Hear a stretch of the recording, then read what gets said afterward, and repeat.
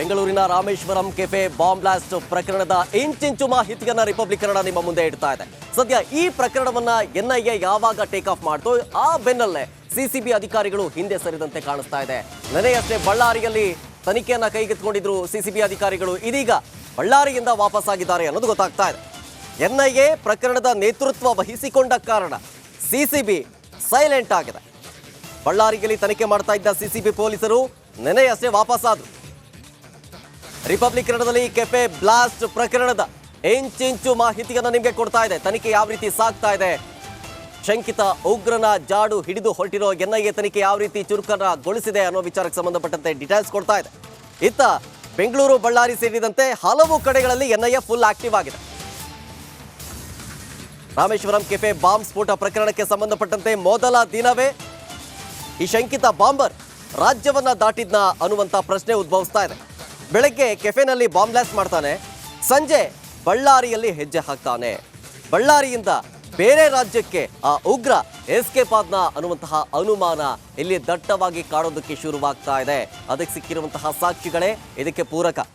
ಬೇರೆ ರಾಜ್ಯದಲ್ಲಿ ಶಂಕಿತ ಉಗ್ರನಿಗಾಗಿ ಎನ್ಐಎ ತೀವ್ರ ಶೋಧ ಕಾರ್ಯವನ್ನು ಮುಂದುವರಿಸ್ತಾ ಇದೆ. ಎನ್ಐಎಯಿಂದಲೂ ಕೂಡ ತಪಾಸಣೆ ಮುಂದುವರಿತಾ ಇದೆ.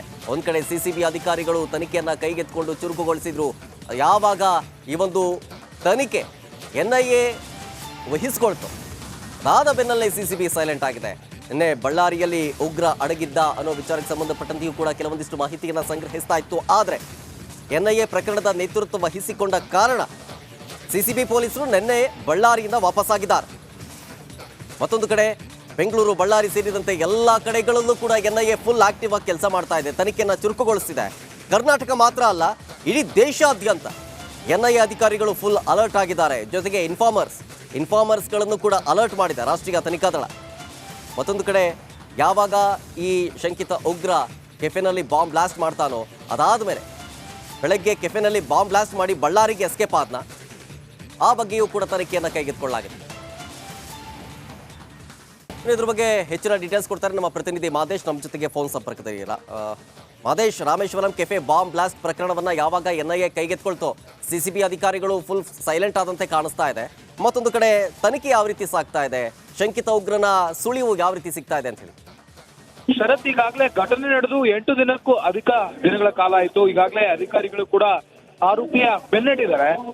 ಆರೋಪಿ ಒಂದಲ್ಲ ಒಂದು ಕಡೆ ಆತನ ಹೆಜ್ಜೆ ಗುರುತು ಪತ್ತೆ ಆಗ್ತದೆ, ಸಿಸಿಟಿವಿಗಳಲ್ಲಿ ಆತನ ಚಲನವಲನ ಗೊತ್ತಾಗ್ತಿದೆ.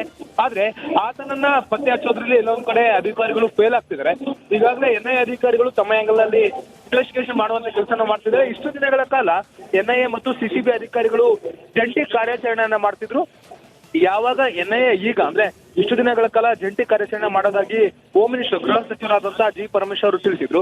ಆದ್ರೆ ಈಗ ಈ ಒಂದು ಪ್ರಕರಣದಿಂದ ಸಿಸಿಬಿ ಅಧಿಕೃತವಾಗಿ ಹಿಂಪಡೆದಿದೆ, ಅಂದ್ರೆ ತನ್ನ ತಂಡದಿಂದ ಹಿಂಜರಿತಿದೆ. ಯಾಕಂದ್ರೆ ಎನ್ಐಎ ಅಧಿಕಾರಿಗಳು ಅಧಿಕೃತವಾಗಿ ಈ ಒಂದು ಕೇಸನ್ನ ಟ್ರೇಸ್ ಮಾಡ್ತಿರೋದ್ರಿಂದ ಸಿಸಿಬಿ ಅಧಿಕಾರಿಗಳು ಸದ್ಯಕ್ಕೆ ಈ ಒಂದು ಕೇಸ್ನಿಂದ ಹಿಂದೆ ಸರಿತಿದ್ದಾರೆ.